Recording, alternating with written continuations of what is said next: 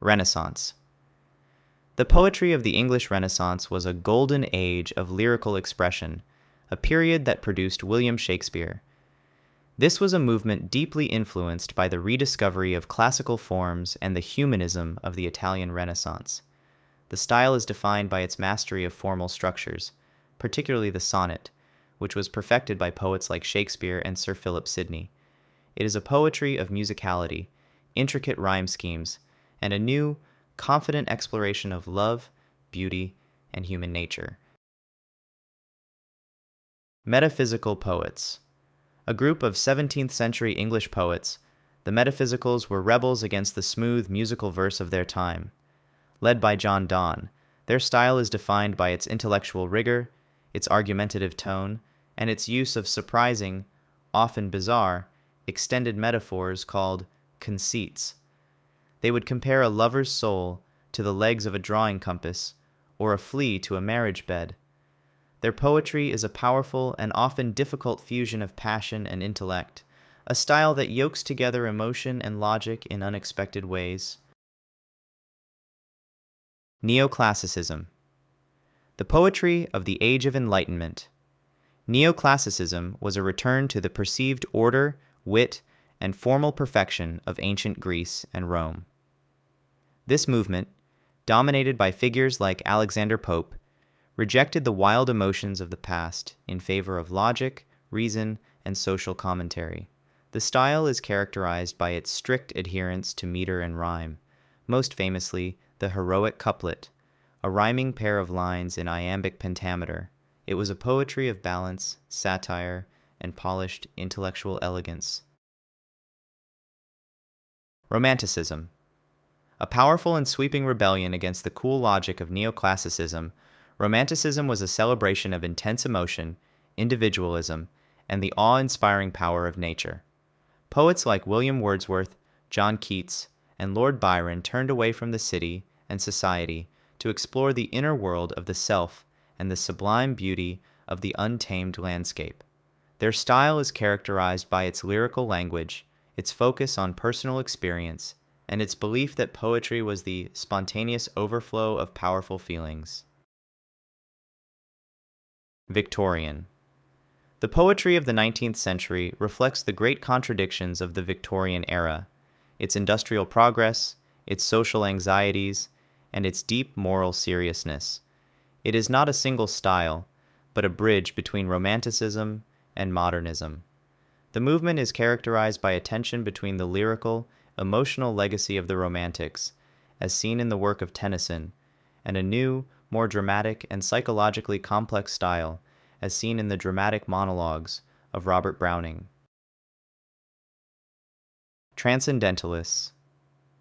An American philosophical and literary movement, Transcendentalism was an offshoot of Romanticism with a uniquely spiritual, anti-institutional bent. Centered in New England around figures like Ralph Waldo Emerson, Henry David Thoreau, and Margaret Fuller, they believed in the inherent goodness of humanity and the divine spark found within both the individual soul and the natural world. Whitman's revolutionary use of free verse, poetry without a consistent meter or rhyme scheme, in his collection, Leaves of Grass, became the definitive expression of this democratic and expansive new vision. Symbolism. Originating in France, Symbolism was a movement that believed poetry should not describe reality directly, but should evoke moods and feelings through the suggestive power of symbols, metaphors, and the music of language. Poets like Stéphane Mallarmé, Paul Verlaine, and Arthur Rimbaud, building on the earlier influence of Charles Baudelaire, sought to hint at a deeper, mystical reality that lay beyond the visible world. Their style is characterized by its dreamlike, often decadent imagery, its focus on synesthesia, blending the senses, and its belief that the sound of a word was as important as its meaning. Latin American Modernismo. The first truly independent literary movement from Latin America, Modernismo was not the same as English modernism. Flourishing in the late 19th and early 20th centuries, it was a vibrant fusion of French symbolism and Parnassianism with a unique Latin American identity. Led by the great Nicaraguan poet Rubén Darío, the style is defined by its rich musical language, its use of exotic and mythological imagery, and its pursuit of art for art's sake. It was a declaration of cultural independence from Spain. Imagism. A short-lived but incredibly influential movement from the early 1910s, Imagism was a direct reaction against the flowery language of the past. Led by poets like Ezra Pound and H.D., its manifesto had three simple rules: treat the thing directly, use absolutely no word that does not contribute, and compose in the rhythm of the musical phrase, not the metronome. The style is defined by its use of precise, sharp, and crystal-clear images, creating short, unadorned poems that are like a perfect photograph in words. Futurism. The first of the great avant-garde movements, Italian Futurism was a celebration of the machine, speed, and violence. It was an art that wanted to destroy the past and embrace the future. The poetic style, created by F.T. Marinetti, is defined by its rejection of traditional grammar and syntax. It features what he called words in freedom, a chaotic explosion of nouns, onomatopoeia, and varied typography scattered across the page, all designed to capture the dynamic, noisy energy of the modern industrial world. Dada. Born in the midst of World War I, Dada was not an artistic movement, but an anti-art movement. It was a cry of disgust against the nationalist logic that had led to the slaughter in the trenches. Dada poetry rejected meaning and embraced randomness and absurdity.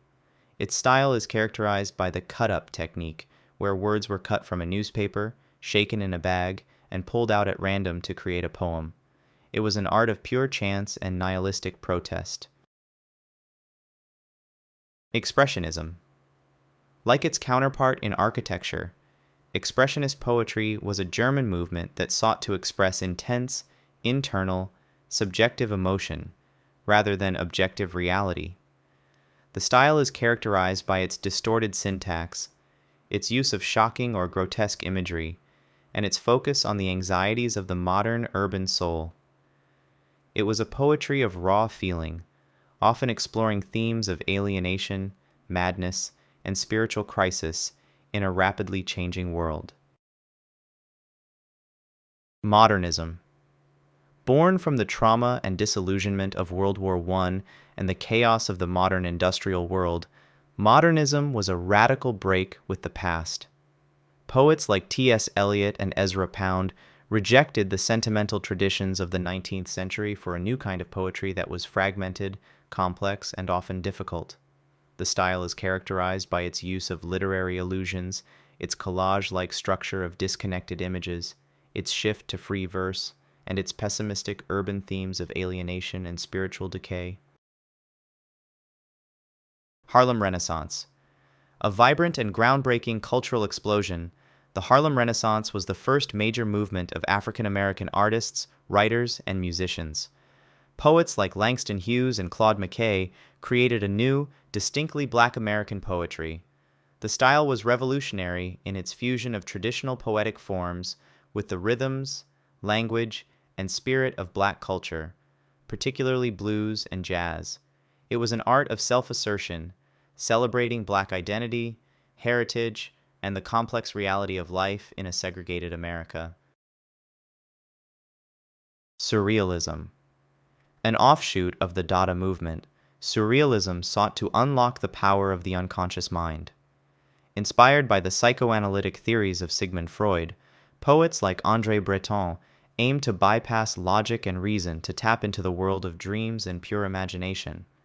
The style is characterized by its use of bizarre, illogical, and often startling imagery, and its embrace of techniques like automatic writing, where the poet would write continuously without any conscious thought, hoping to channel the raw voice of the subconscious. Négritude. A groundbreaking cultural and political movement developed by Black Francophone intellectuals and writers in the 1930s, Négritude was a powerful rejection of colonialism and a celebration of Black identity and African heritage. Poets like Aimé Césaire and Léopold Sédar Senghor created a new literary voice that fused the surrealist techniques of Paris with the rhythms and spirit of Africa. It is a poetry of pride, protest, and a deep mystical connection to the African diaspora. Beat generation. A countercultural movement that rose from the coffee houses of post-war America, the Beat poets were a rebellion against the perceived conformity and materialism of the 1950s. Writers like Allen Ginsberg and Jack Kerouac created a raw, energetic, and highly personal style of poetry meant to be performed aloud. Their work is characterized by its long, sprawling lines, inspired by jazz rhythms, its use of street language, and its embrace of controversial themes, Eastern spirituality, and a search for authentic experience. Confessional. A deeply personal and often shocking movement, confessional poetry shifted the subject of poetry from the universal to the intensely private. Poets like Robert Lowell, Sylvia Plath, and Anne Sexton broke taboos by writing openly and directly about their personal traumas, their struggles with mental illness, suicidal thoughts, and dysfunctional family relationships. The style is characterized by its use of the first-person I, and its unflinching, raw, and often painful honesty. Postcolonial. Emerging across the globe after World War II as nations gained their independence, this is not a single style, but a broad and vital category of poetry. Writers from Africa, South Asia, and the Caribbean began to write back against the colonial empire, using poetry to reclaim their history, their language, and their identity.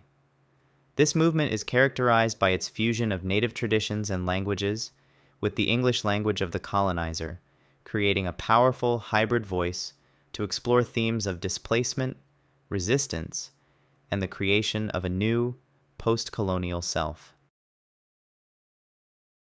Black Arts Movement.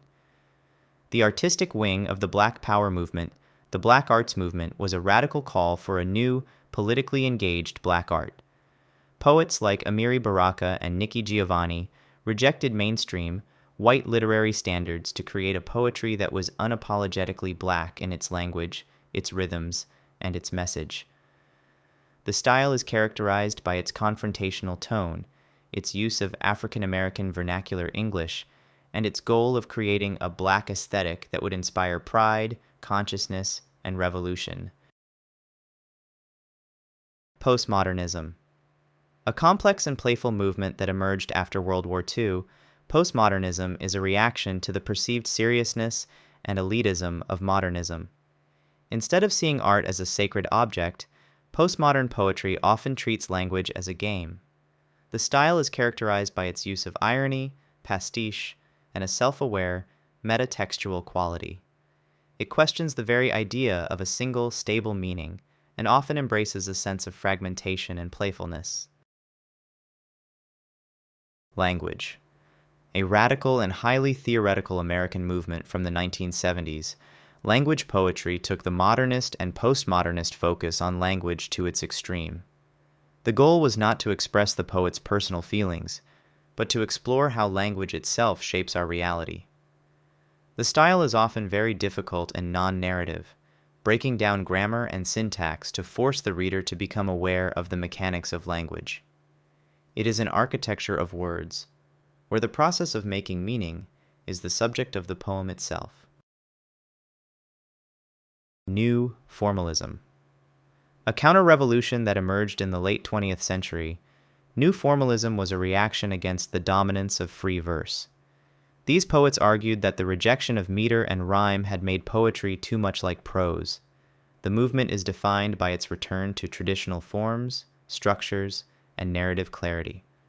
Poets in this school began writing sonnets, villanelles, and rhyming, metrical poetry again, seeking to reconnect with the historical power and musicality of formal verse.